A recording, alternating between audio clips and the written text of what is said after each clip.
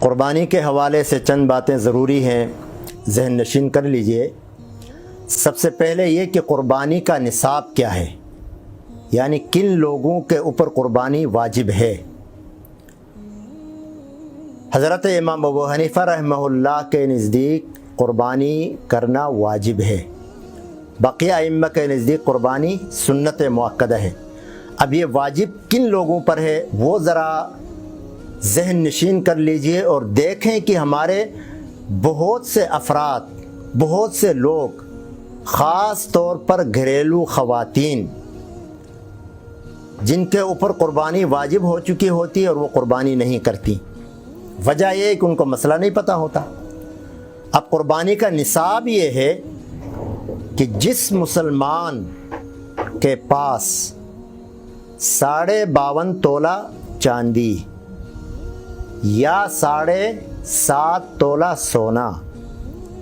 یا کچھ چاندی، کچھ سونا، کچھ پیسہ روپیہ،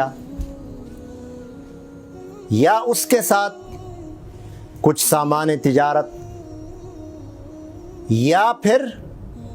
گھر کے اندر بسا اوقات جو اضافی چیزیں ہوتی ہیں جو سال میں کبھی کبھار استعمال ہوتی ہیں، جیسے کہ آپ کے پاس کئی گاڑیاں کھڑی ہیں، ایک استعمال کی ہیں، باقی کچھ ویسے زینت کے لیے یا ویسے پڑی ہیں، یا اسی طرح آپ کے پاس کوئی زمین پڑی ہوئی ہے،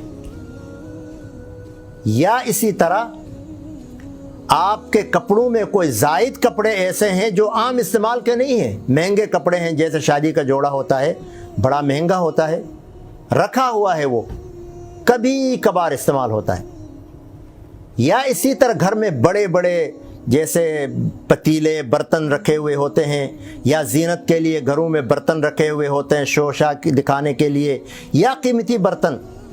جو عام استعمال نہیں ہوتے، کبھی کبھار سال میں ایک آدھ دفعہ، ایک دو دفعہ ہوتے ہیں۔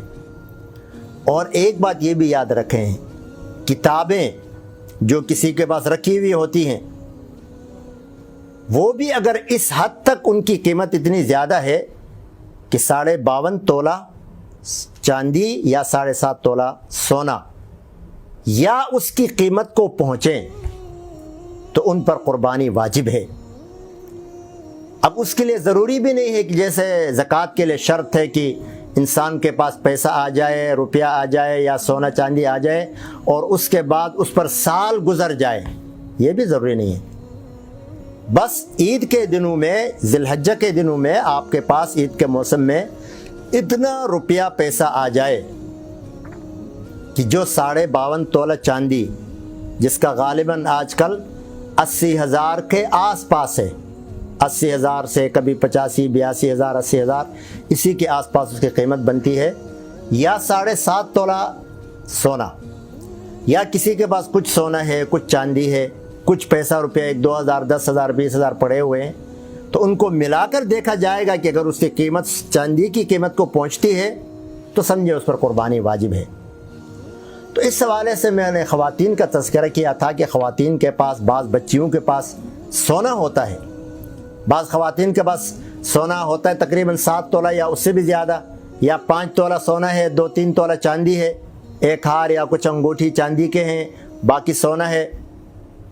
تو وہ سمجھتی ہیں کہ ہمارے پاس تو روپیہ نہیں ہے، ہمارے پاس ہمارے اوپر قربانی کیسے ہوگی؟ بھائی آپ کے پاس یہ جو چاندی کی یا سونے کی شکل میں زیور موجود ہے، یا دونوں کو ملا کے اس کی قیمت دیکھیں، 52.5 تولہ چاندی کو اگر اس کی قیمت پہنچتی ہے تو آپ پر قربانی واجب ہے۔ تو بہت سی خواتین، بہت سی بچیاں جن کے پاس مثلاً 10,000، 20,000، 30,000 روپیہ بھی ہوتا ہے، حفاظت کر کے اٹھا کے رکھتی ہیں، کچھ سونا چاندی بھی ہوتی ہے،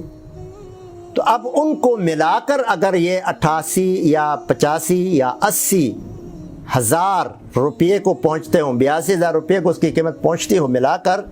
تو سمجھے ان پر قربانی واجب ہے۔ اور قربانی واجب ہونے کے باوجود جو نہ کریں تو ان کے لیے بڑی سخت وعید ہے کہ فلا یقربن مصلانا، ان کا ہماری عیدگاہ کے قریب آنے کی ضرورت نہیں۔ یہ تو ہو گئی، قربانی کا نصاب ہو گیا۔ قربانی واجب کس پر ہے؟ ہر مسلمان